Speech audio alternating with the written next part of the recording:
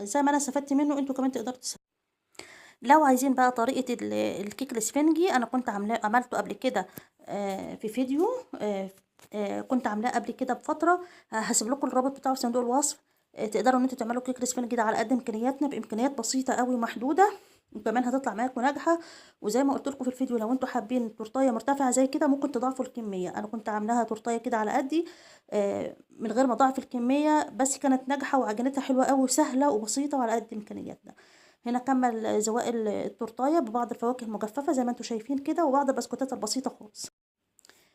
هيعمل بقى فكرة حلوة خالص، هو تقريبًا حَط البلاستيك اللي في الجنب ده عشان كده، زي ما أنتم شايفين كده حَط شريحة من البرتقان المجفف ولَف عليها شريط زي كده، وكمان هيحط إضاءة، عارفين الإضاءة اللي إحنا بنحطها في رمضان، هو حاططها كده على التورتة من برّه فهتدّي شكل جميل أوي.